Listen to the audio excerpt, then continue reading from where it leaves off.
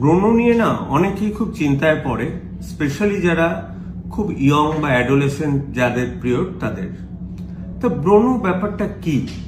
ব্রণ আমরা মেডিকেল টার্মে কি বলি জানেন? Acne vulgaris. এই ভালগারিস কথাটা আসছে কেন? ভালগারিস মানে এটা খুব কমন। এটাতে কি হয়, আমাদের যে হেয়ার ফলিকুল আছে সেটা ক্লগড হয়ে যায় সিবাম বা ব্যাকটেরিয়া বা স্কিনের টুকরো থেকে। যেই সেটা ক্লগড হয়, জায়গায় মুখে বা বিভিন্ন জায়গায় পিম্পল হয়, যেটাকে আমরা ব্রণ বলি। অনেক সময় সেটা খুঁটে দিই, সেটা কিন্তু দাগ হয়ে যায়। আর ব্রণ কিন্তু আমাদের মুখে হতে পারে, ফোরহেডে হতে পারে, চেস্টে হতে পারে, আপার ব্যাকে হতে পারে, অর্থাৎ পেছনের দিকে ঘাড়ের দিকে হতে পারে। কিন্তু আমি এত ব্রণ নিয়ে চিন্তিত নই। ব্রণর মেইন ট্রিটমেন্ট হচ্ছে যাতে গ্রিজ না লাগে, আর দরকার হলে স্কিন স্পেশালিস্টকে দেখিয়ে ওষুধ খাওয়া, কিছু অ্যান্টিবায়োটিক, টেট্রাসাইক্লিন অনেক সময় লাগে।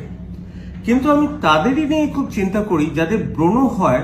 ধরুন এই 30 বছর বয়স, খুব মোটাসোটা ভদ্রমহিলা, তারা ব্রণ নিয়ে আসেন, তারা একবারও খেয়াল করে না তাদের চুল পড়ে যাচ্ছে, তারা মোটা। যদি আল্ট্রাসাউন্ড করেন দেখবেন লিভারে ফ্যাট আছে, পলিসিস্টিক ওভারিয়ান ডিজিজ আছে। এগুলো মেটাবলিক সিন্ড্রোমের একটা পার্ট।